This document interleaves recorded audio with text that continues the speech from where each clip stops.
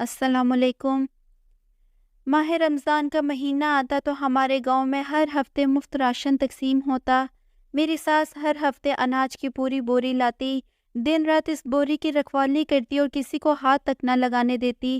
2 راتوں بعد اچانک وہ بوری غائب ہو جاتی۔ میں حیران تھی کہ آخر اس بوری میں ایسا کیا ہے جو ساس پہرہ داری کرتی ہیں۔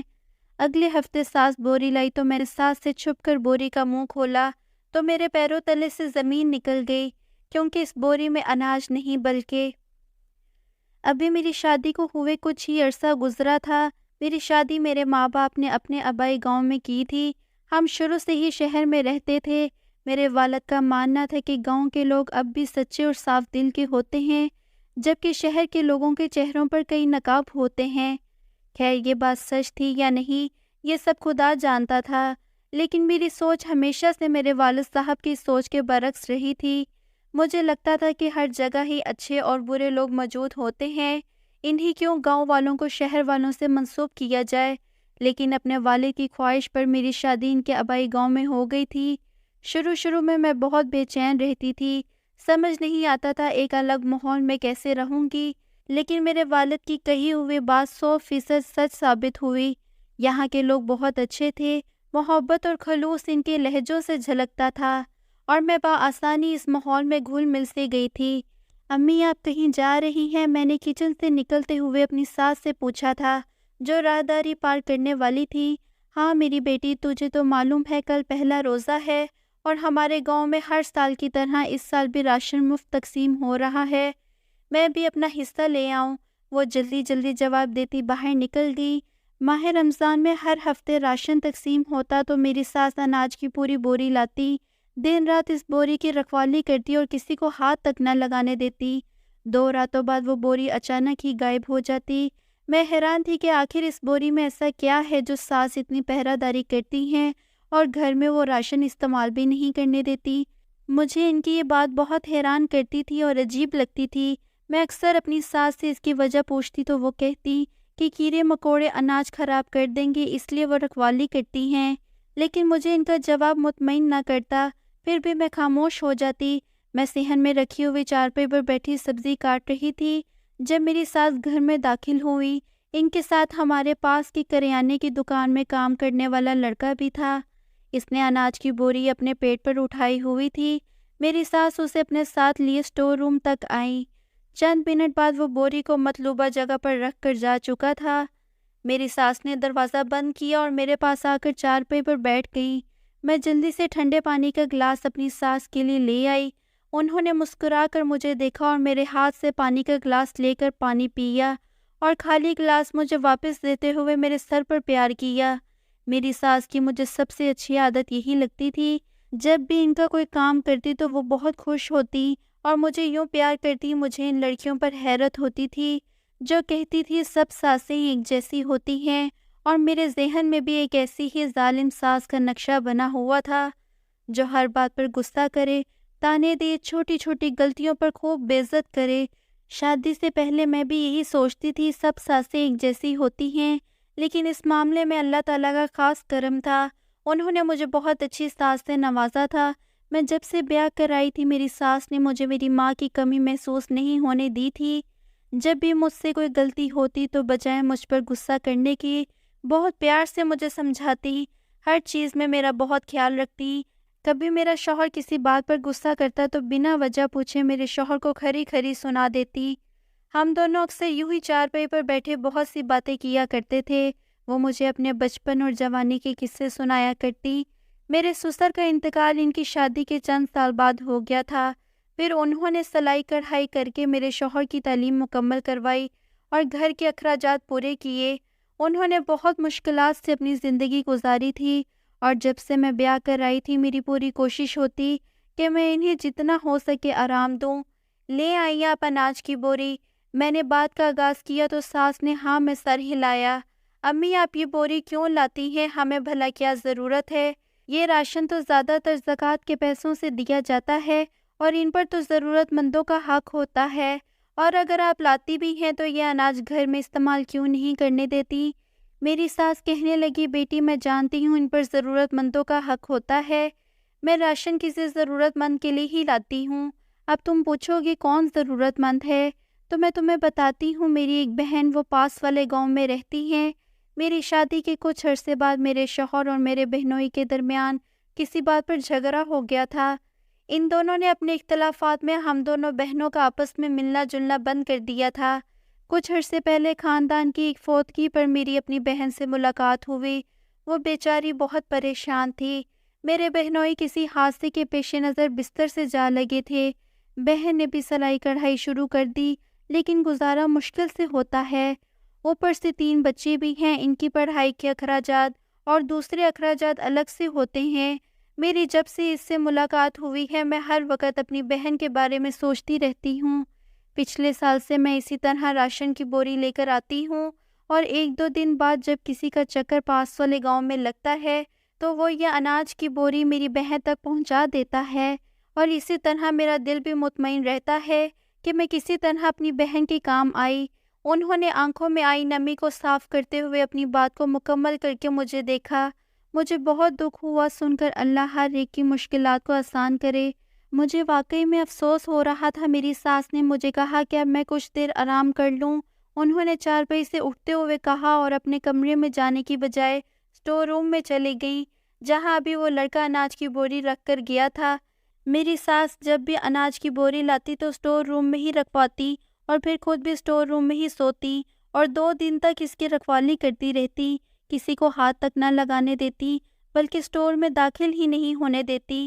پھر 2 راتوں بعد وہ بوری خود بخود غائب ہو جاتی، جو کہ میری سمجھ سے بالا تر تھا۔ میری ساس کے جانے کے بعد میں کھانا بنانے میں مصروف ہو گئی۔ وقت یوں ہی گزرتا رہا اور رات ہو گئی۔ میرے شوہر بھی گھر آ چکے تھے۔ میں نے جلدی جلدی ہم تینوں کے لیے کھانا لگایا۔ کھانا کھا کر فارغ ہوئے تو میں چارپائی سے کھانے کے برتن اٹھا رہی تھی، جب میرے شوہر نے مجھے آواز دے کر اپنے پاس بلایا اور میرے ہاتھ پہ پیسے رکھ دیے۔ یہ لو، تنخواہ مل گئی ہے، سنبھال کر رکھ لو، اور دیکھ لینا ماہ رمضان میں کسی چیز کی کمی نہیں ہونی چاہیے۔ جو سودا سلف لانا ہو اماں کے ساتھ جا کر لے آنا۔ میں کمرے میں آ گئی اور ان پیسوں کو سنبھال کر رکھ دیا۔ شادی کے بعد سے ہر مہینے کی تنخواہ میرے شوہر مجھے ہی دیتے تھے۔ یہ بھی میری ساس کی خواہش تھی، اور ان کا کہنا تھا کہ اب گھر کی مالکن میں ہوں تو یہ پیسے مجھے اپنے پاس رکھنے چاہیے۔ وہ مجھے ہمیشہ کہتی تھی کہ دیکھ بھال کر گھر کا سودا سلف لایا کرو، اور باقی بچے پیسوں سے اپنے لیے کوئی چیز لے لیا کرو۔ اور جب میں کہتی کہ مجھے کسی چیز کی ضرورت نہیں، تب وہ بڑے پیار سے کہتی، تو بہت سیدھی سادی لڑکی ہے، ورنہ اس عمر میں تو لڑکیوں کو بہت شوق ہوتے ہیں، کپڑے بنوانے کا، بناؤ سنگھار کا، اور یہی تو عمر ہوتی ہے سجنے سنورنے کی۔ اصل میں میری پہلی اولاد پیدا ہونے سے پہلے ہی فوت ہو چکی تھی، اسی لیے میرا دل اس کی وجہ سے بھی مرجھایا ہوا تھا۔ مگر میری ساس جب بھی بازار جاتی میرے لیے کچھ نہ کچھ ضرور لاتی، کبھی کوئی جوڑا تو کبھی چوڑیاں۔ میری ساس بہت اچھی تھی، مجھے بالکل اسی طرح رکھتی جیسے میں ان کی سگی اولاد ہوں۔ میری ساس میرے لیے جب بھی کچھ لاتی اپنی جمع پونجی سے ہی لاتی۔ مجھے نہیں یاد کہ میری شادی کے بعد میرے شوہر نے میری ساس کو کبھی پیسے دیے ہوں۔ کئی بار سودا سلف سے بچے ہوئے پیسے میں نے بہت اصرار کر کے اپنی ساس کو واپس دینے کی کوشش کی، لیکن انہوں نے سختی سے منع کر دیا اور جواباً کہا کہ ان کے پاس اپنی جمع پونجی ہے جو انہوں نے سلائی کڑھائی کر کے کمائی تھی، ان میں سے بلا ضرورت خرچ کرنے کی بجائے وہ انہیں سنبھال کر رکھتی تھی اور اب انہیں استعمال کر رہی ہیں۔ میں اتنے عرصے میں جان چکی تھی کہ میری ساس کو چیزیں خریدنے کا بہت شوق تھا۔ وہ میرے لیے بھی ایک سے ایک بڑھ کر چیز بازار سے خرید کر لاتی، اور خود بھی میری ساس ہمیشہ اچھے سے اچھا لباس پہنتی۔ ان کے ہاتھ میں موجود سونے کی چوڑیوں کے ڈیزائن اکثر تبدیل ہوتے رہتے تھے۔ میں بھی چاہتی تھی کہ وہ اپنے تمام شوق پورے کریں۔ میرے شوہر اپنی امی سے بہت محبت کرتے تھے، وہ بس چاہتے تھے کہ میں ہمیشہ ان کی امی کو خوش رکھوں، اور میری یہی خواہش ہوا کرتی تھی۔ اگلے روز نماز عشاء اور تراویح پڑھنے کے بعد میں اور میرا شوہر ہم ساتھ اپنے کمرے میں چائے پی رہے تھے۔ میری ساس رکھوالی کرنے اسٹور میں جا چکی تھی، اور میں ان کی چائے انہیں وہیں دے آئی۔ میرا ذہن بھٹکا ہوا واپس اس معاملے کے ارد گرد رقص کرنے لگا۔ جب بھی یہ اناج کی بوری گھر میں آتی میری عجیب سی کیفیت ہو جاتی تھی، ایسا لگتا جیسے کچھ غلط ہو رہا ہے۔ عجیب سی بے چینی مجھے اپنے لپیٹ میں لے لیتی تھی۔ لگتا تھا جو کچھ نظر آ رہا ہے ویسا کچھ نہیں ہے، اور جو کچھ ہے وہ سامنے ہو کر بھی ظاہر نہیں ہوتا۔ کچھ تو تھا جس سے میں انجان تھی۔ میں واپس اس معاملے کو سوچنے لگی۔ سنیے، آپ نے کبھی بتایا نہیں آپ کی کوئی خالہ بھی ہے؟ میں نے چائے پیتے ہوئے اپنے شوہر جاوید سے پوچھا۔ ہاں، میری ایک تو خالہ ہے، لیکن خالو اور بابا کے درمیان کچھ اختلافات تھے جن کے باعث ہمارا ملنا جلنا نہیں تھا۔ اب تو مجھے وہ صحیح سے یاد بھی نہیں ہیں، میرے شوہر نے چائے پیتے ہوئے عام سے انداز میں جواب دیا۔ نہ جانے کیوں اپنی ساس کا جواب سن کر میرا دل مطمئن نہیں ہوا تھا۔ دماغ میں ان گنت سوال زیر گشت تھے۔ اگر میری ساس وہ بوری اپنی بہن کے پاس بھیجتی تھی تو میں نے کبھی کسی کو وہ بوری لے جاتے ہوئے نہیں دیکھا تھا۔ اناج کی بوری کی بھی ایسی کیا رکھوالی کہ انسان دن رات اس کے پاس بیٹھا رہے؟ یوں ہی سوالوں کے صحرا میں بھٹکتے بھٹکتے پتہ ہی نہیں چلا مجھے کب نیند آ گئی۔ رات کو جب آنکھ کھلی، ابھی سحری بنانے میں 2 گھنٹے پڑے تھے، میرا گلا خشک ہو رہا تھا۔ پاس پڑا جگ جب دیکھا تو وہ خالی تھا۔ میں چادر کو پرے کرتی آرام سے اٹھی، کیونکہ میرے برابر میں میرے شوہر سوئے ہوئے تھے اور میں نہیں چاہتی تھی کہ ان کی نیند خراب ہو جائے۔ آہستہ سے کمرے سے باہر نکلی کہ کچن میں رکھے فریج سے پانی نکال کر پیا۔ میں کچن سے نکل کر اپنے کمرے میں جانے لگی۔ کچن سے کچھ فاصلے پر اسٹور تھا۔ اسٹور روم کے کمرے کے دروازے پر پہنچتے ہی مجھے ہلکی ہلکی بچوں کے رونے کی آوازیں آنے لگی۔ غور کرنے پر محسوس ہوا کہ آواز تو اسٹور سے آ رہی ہے۔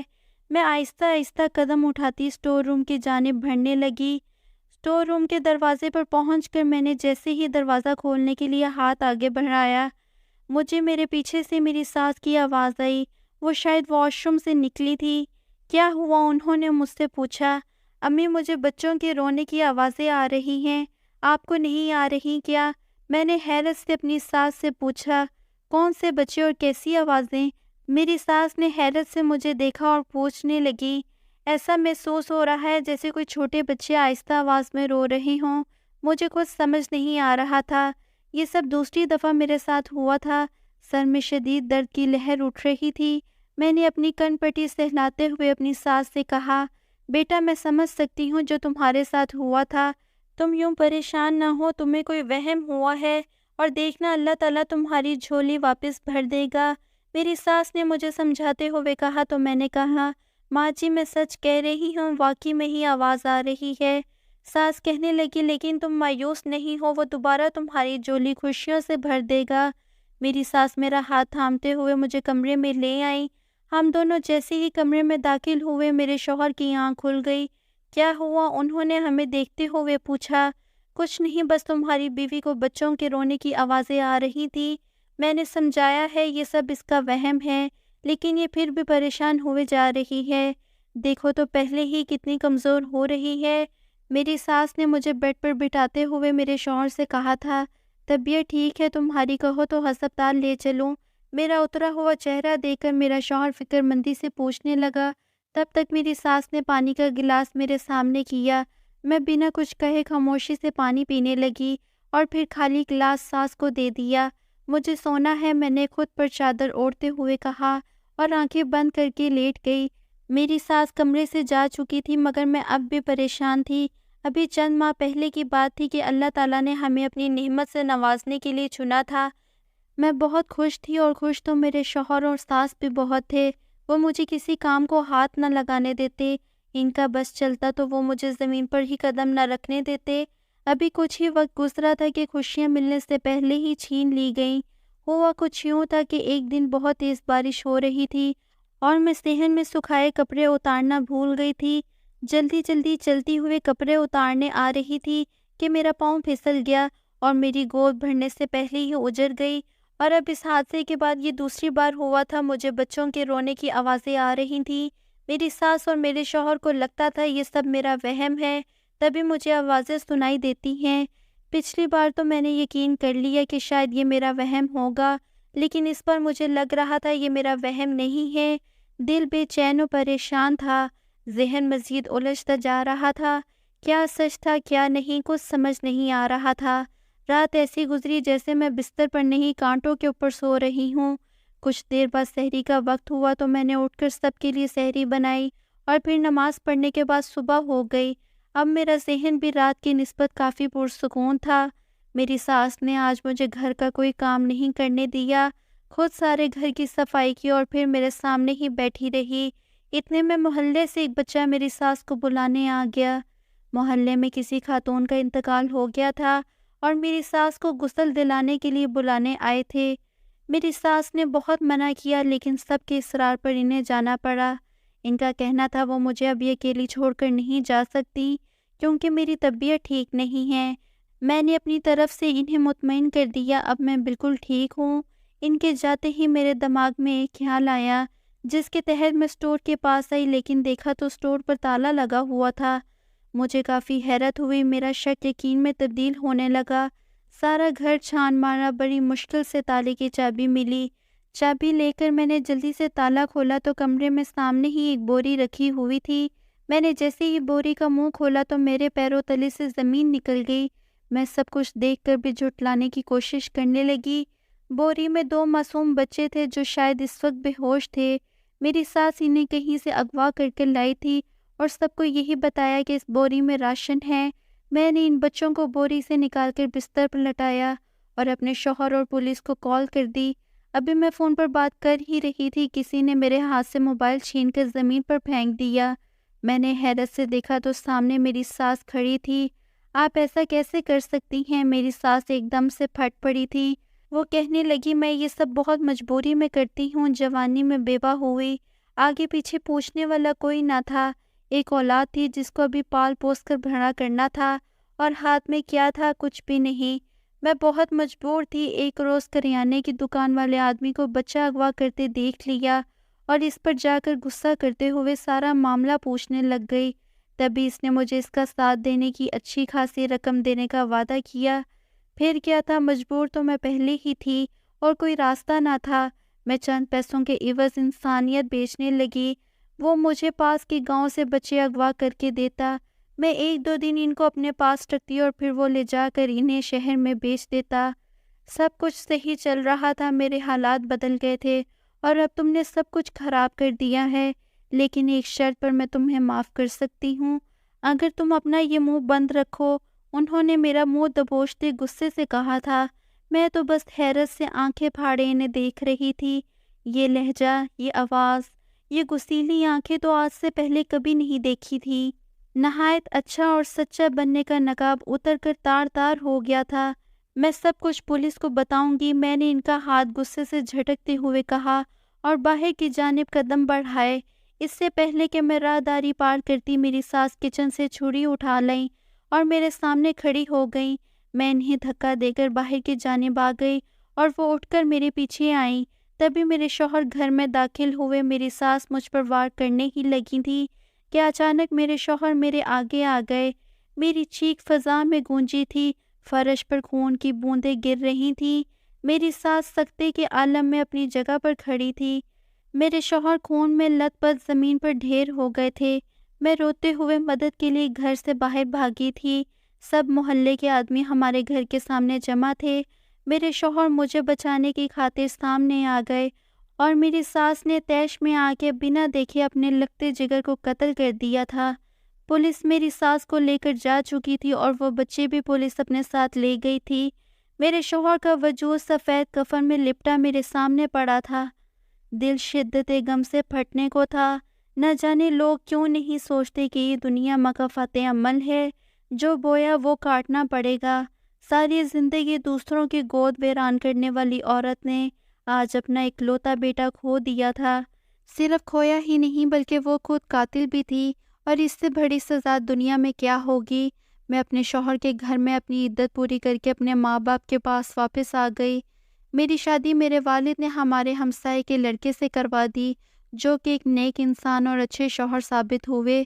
بہت مشکل تھا زندگی کی جانب لوٹنا، لیکن یہی تو اصول دنیا ہے، غم بھلا کر آگے بڑھنا، بڑھتے ہی چلے جانا۔ سنا ہے کہ میری سابقہ ساس اپنے بیٹے کی جدائی میں پاگل ہو گئی ہے۔